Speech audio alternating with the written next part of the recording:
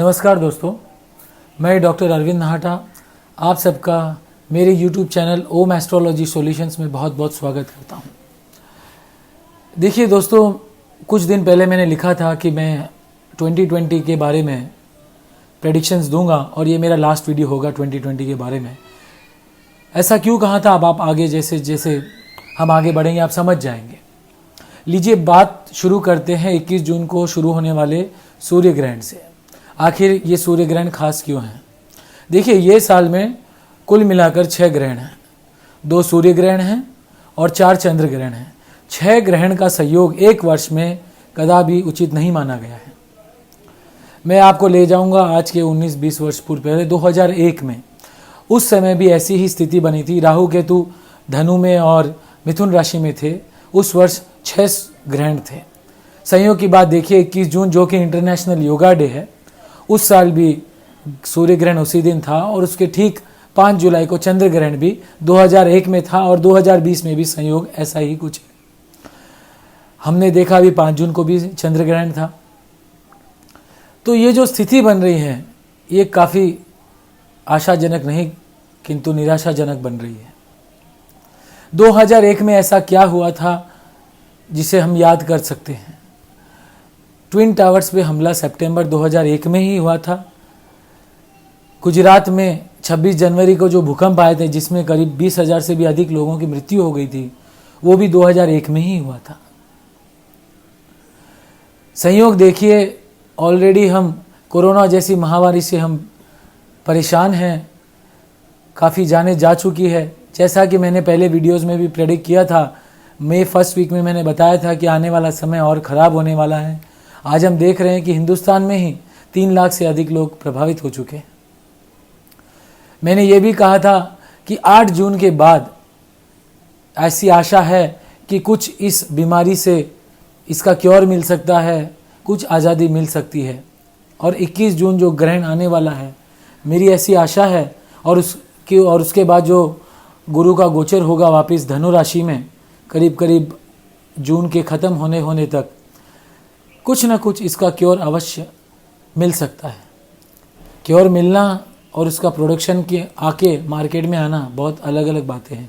कुछ समय अवश्य लग सकता है। तब तक हमें सुरक्षित रहना है, सबको सुरक्षित रखना है, अन्यथा लाखों लोगों की जानें जा सकती हैं। लीजिए वापस चलते हैं हमारे ग्रहण की तरफ, जहाँ पे हम व्याख्या कर रहे थे आखिर क्या क्या होगा। देखिए, आज मैं ये वीडियो बना रहा हूँ और आज सुबह ही ऐसी दर्दनाक खबर आई जिसने मुझे झकझोर के रख दिया। सुशांत सिंह राजपूत जो कि एक बहुत ही उभरते हुए कलाकार थे, मैं पर्सनली भी उन्हें बहुत पसंद करता था, उन्होंने खुदकुशी कर ली। काफ़ी दुखद घटना थी। देखिए, अब ये जो होने वाला सूर्य ग्रहण है ये नेचर पे क्या क्या इफेक्ट ला सकता है। एक बात पक्की है कि इस साल फ्लड्स बहुत बुरी रूप से आने वाले हैं। बहुत ज़्यादा पानी होगा, बहुत ज़्यादा वर्षा होगी, फ्लड्स आने ही वाले हैं। और एक बात जो साइंटिस्ट भी बोल रहे हैं कि टेक्टोनिक प्लेट्स का मूवमेंट बढ़ गया है, अर्थात हल्के हल्के भूकंप के जो झटके आ रहे हैं वो आने वाले किसी बड़े भयानक दृश्य की हमें पुष्टि कर रहे हैं। आने वाले समय में बड़े भूकंप आ सकते हैं जिससे सचेत रहना है। सरकार तैयारियां कर चुकी होगी पर हमें भी उस सब के लिए तैयार रहना चाहिए। आने वाला समय, जैसा कि मैंने कहा कि ये राहु का समय है। राहु अपने आप में एक विचित्र ग्रह है। ये एजिटेशन को रिप्रेजेंट करता है, रिवोल्ट्स को रिप्रेजेंट करता है, नई शुरुआत को रिप्रेजेंट करता है, आविष्कारों को भी रिप्रेजेंट करता है, विद्रोह को भी रिप्रेजेंट करता है, टेररिज्म को भी रिप्रेजेंट करता है। तो राहु अपना प्रभाव अवश्य दिखाएगा। जैसे कि अमेरिका में एजिटेशंस हो रहे हैं, इस प्रकार भारत में भी एजिटेशंस या दंगे हो सकते हैं। नए आविष्कार जिनकी हम कल्पना भी नहीं कर सकते रूप में आ सकते हैं। राहु हमेशा कोई ना कोई आविष्कार देके ही जाता है। Necessity is the mother of invention. तो 100% नए आविष्कार होंगे। काफ़ी लोग ये भी पूछ रहे हैं कि लॉकडाउन फिर से आएगा, क्या फिर से पहले जैसे बंदिश हो जाएगी? तो मेरा ये मानना है पूर्ण रूप से ना आए, परंतु आंशिक रूप से, और हो सकता है पूर्ण रूप से भी आ जाए, लॉकडाउन तो अवश्य वापस आएगा। हमारे जो क्रियाएं हैं वो रुकी जाएगी, जैसे हम पहले जीते थे शायद वैसे ना जी पाए। कुछ समय के लिए ऐसा करना आवश्यक भी है, और ग्रहों के गोचर भी यही बता रहा है कि लॉकडाउन पुनः आ सकता है। अब बात करते हैं जो ग्रहण होने वाला, ये मिथुन राशि में होने वाला है, इसका प्रभाव क्या रहेगा। और जैसा कि मैं पहले भी कहता हूं कि 2020 वर्ष राहु का वर्ष है, तो पहले बात करेंगे हम ग्रहण की। ग्रहण कन्या राशि में मिथुन राशि में होने वाला है, और बड़ी बात यह है कि मिथुन राशि का स्वामी जो कि बुध है, उसको साथ में लेके ये ग्रहण होने वाला है। बुध को राजकुमार माना गया है। ये यंग जनरेशन को रिप्रेजेंट करता है, नौजवानों को रिप्रेजेंट करता है, स्टूडेंट्स को रिप्रेजेंट करता है, व्यापारियों को भी रिप्रेजेंट करता है। और मिथुन राशि जो है इसका रिप्रेजेंट है, मान लीजिए कोई क्लोज एंक्लोजर हो जहाँ पे नृत्य गाना बजता हो, जैसे कि हमारे थिएटर्स हो गए, मॉल्स हो गए, फिल्म इंडस्ट्री हो गई, ये सब, और कम्युनिकेशंस हो गए। कम्युनिकेशन को भी थर्ड हाउस से देखा जाता है, तो ये सब बातें थर्ड हाउस से रिप्रेजेंट की जाती हैं। अब ग्रहण मिथुन राशि में होना और उसके स्वामी को भी ग्रहण में लेना बहुत ही अपने आप में एक पावरफुल योग बनता है, जो कि अच्छा नहीं है। जैसा कि आज सबने देखा कि काफ़ी बॉलीवुड सेलिब्रिटीज़ को अचानक मृत्यु का सामना करना पड़ा, और आने वाले समय में बड़े बड़े सेलिब्रिटीज़ को नुकसान हो सकता है, जिससे हम आश्चर्यचकित रह सकते हैं। बॉलीवुड सेलिब्रिटीज़ ही नहीं, बहुत सारे एमिनेंट पर्सनालिटीज़ जिनका हम सपने में भी नहीं सोच सकते कुछ नुकसान होगा, नुकसान हो सकता है। वो पॉलिटिकल भी हो सकते हैं, बड़े बड़े इंडस्ट्रियलिस्ट भी हो सकते हैं। लीजिए अब हम चलते हैं थोड़ा हिस्ट्री की तरफ कि आखिर ऐसा क्या क्या हुआ था। 2001 में जैसे मैंने बताया आपको कि उस समय ट्विन टावर्स पे अटैक हुए थे, हमारे गुजरात में भयंकर भूकंप भी आए थे, और दंगे भी हुए थे उस समय गोधरा कांड के। उससे पहले यदि हम जाते हैं तो 1983-82 के आसपास उस समय बड़ा रिसेशन आया था मार्केट में, तो वैसा ही रिसेशन, मंदी देखने को मिल सकती है हमें। उस समय भयंकर ठंडी पड़ी थी, तो इस समय भी भयंकर ठंडी पड़ सकती है। 1963 में जब राहु केतु इस पोजीशंस में थे, जॉन एफ कैनेडी जो कि अमेरिका के प्रेसिडेंट थे, उनका मर्डर हो गया था, उनको मार दिया गया था। ये समय अमेरिका और इंडिया के लिए उतना शुभ नहीं है। अमेरिका आने वाले 10 सालों में अपने पतन की ओर बढ़ रहा है। पतन ऐसा होगा जैसे कि आज इंग्लैंड, यूके वगैरह है, ब्रिटेन है, वो लोग समृद्ध हैं पर पहले जैसा पावर नहीं रहा। वैसे ही अमेरिका का हाल होने वाला है। समृद्ध तो रहेगा पर पहले जैसी दादागिरी नहीं कर पाएगा। मिडिल ईस्ट को बहुत नुकसान होने वाला है आने वाले समय में। आपको आश्चर्य लगेगा यह बात सुन के, परंतु पेट्रोल और डीजल की डिमांड कम होने वाली है। क्रूड ऑयल और भी सस्ता हो सकता है, क्योंकि राहु केतु का एक नियम है, जब भी वो आते हैं कुछ नई शुरुआत, ये राशि में जब वो आते हैं तो एक नई शुरुआत देके जाते हैं और पुरानी चीज का खात्मा करके जाते हैं। वैसे ही नया लोग जीने का नया ढंग सीखेंगे, कुदरत के साथ मिलके जीना सीखेंगे, लोगों को नए नए शौक पैदा होंगे, लोग नए नए तरीके के व्यापार करना शुरू कर देंगे। एग्जाम्पल जैसे वर्क फ्रॉम होम शुरू हो गया है। किसी ने ऐसा सोचा था कि $multi-billion की जो इंडस्ट्री है वो घर से चलेगी? ये अपने आप में एक नई शुरुआत है।